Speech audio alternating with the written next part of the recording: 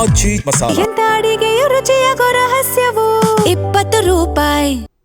ಸ್ಯಾಂಡಲ್ವುಡ್ನ box office Sultan Darshan ಈಗ ಪರಪ್ಪನ ಅಗ್ರಹಾರದ ಕತ್ತಲ ಕೊಠಡಿಯಲ್ಲಿ ದಿನ ದೂಡ್ತಾ ಇದ್ದಾರೆ. ಇತ್ತ ಡಿ ಬಾಸ್ ನೋಡೋಕೆ ಕೇವಲ ಅಭಿಮಾನಿಗಳು ಮಾತ್ರವಲ್ಲ, ಆಪ್ತರು ಕೂಡ ಜೈಲಿನತ್ತ ಹೆಜ್ಜೆ ಹಾಕ್ತಾ ಇದ್ದಾರೆ. ಇದೀಗ ದರ್ಶನ್ ಅವರ ಆಪ್ತ ಗೆಳತಿ, ಒಂದು ಕಾಲದ ಸೂಪರ್ ಹಿಟ್ ಜೋಡಿಯ ನಾಯಕಿ ಕ್ರೇಜಿ ಕ್ವೀನ್ ರಕ್ಷಿತಾ ಮತ್ತು ದರ್ಶನ್ ಧರ್ಮಪತ್ನಿ ವಿಜಯಲಕ್ಷ್ಮಿ ಜೊತೆಗೂಡಿ ಜೈಲಿಗೆ ಭೇಟಿಯನ್ನ ನೀಡಿದ್ದಾರೆ.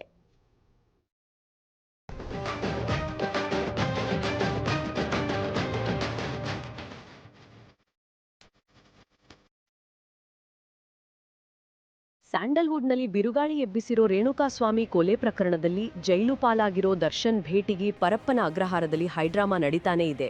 ಈ ನಡುವೆ ದರ್ಶನ್ ಸುಖ ದುಃಖದಲ್ಲಿ ನೆರಳಿನಂತೆ ಇರೋ ಪತ್ನಿ ವಿಜಯಲಕ್ಷ್ಮಿ ಜೊತೆಗೂಡಿ ಕ್ರೇಜಿ ಕ್ವೀನ್ ರಕ್ಷಿತಾ ಪ್ರೇಮ್ ಜೈಲಿನತ್ತ ಹೆಜ್ಜೆ ಹಾಕಿದ್ದು ಭಾರೀ ಸಂಚಲನ ಸೃಷ್ಟಿಸಿದೆ.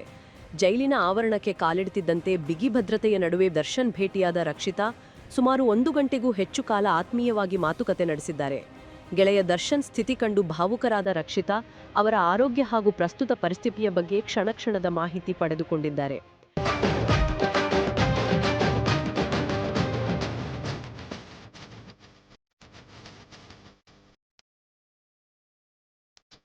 ದರ್ಶನ್ ಮತ್ತು ರಕ್ಷಿತಾ ನಡುವಿನ ಬಾಂಧವ್ಯ ಇಂದು ನೆನ್ನೆಯದಲ್ಲ, 5 ದಶಕಗಳ ಕಾಲದ ಗಟ್ಟಿ ಸ್ನೇಹ.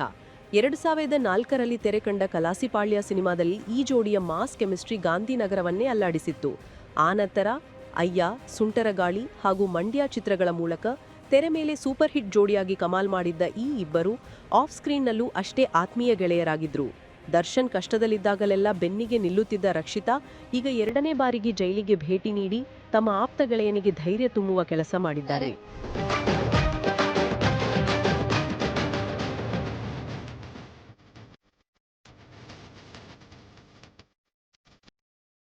ಸುಮಾರು 1 ಗಂಟೆಯ ಮಾತುಕತೆಯ ನಂತರ ಜೈಲಿನಿಂದ ಹೊರಬಂದ ರಕ್ಷಿತಾ ಮುಖದಲ್ಲಿ ತೀವ್ರ ಬೇಸರ ಎದ್ದು ಕಾಣುತ್ತಿತ್ತು. ಮಾಧ್ಯಮದವರು ಪ್ರಶ್ನೆಗೆ ಪ್ರತಿಕ್ರಿಯೆ ನೀಡಲು ರಕ್ಷಿತಾ ನಿರಾಕರಿಸಿದ್ದು, ದರ್ಶನ್ ಹೇಗಿದ್ದಾರೆ ಎಂಬ ಮಾಧ್ಯಮಗಳ ಏಕೈಕ ಪ್ರಶ್ನೆಗೆ ಕೇವಲ ಚೆನ್ನಾಗಿದ್ದಾರೆ ಎಂದು ಹೇಳಿ ಕಾರನ್ನೇರಿ ಹೋದ್ರು. ಬೆಳ್ಳಿ ತೆರೆಯಲ್ಲಿ ಆರ್ಭಟಿಸುತ್ತಿದ್ದ ನೆಚ್ಚಿನ ನಟನನ್ನು ಜೈಲಿನ ಗೋಡೆಗಳ ಮಧ್ಯೆ ನೋಡಿದ ಬೇಸರ ರಕ್ಷಿತಾ ಅವರ ಮೌನದಲ್ಲೇ ಎದ್ದು ಕಾಣುತ್ತಿತ್ತು.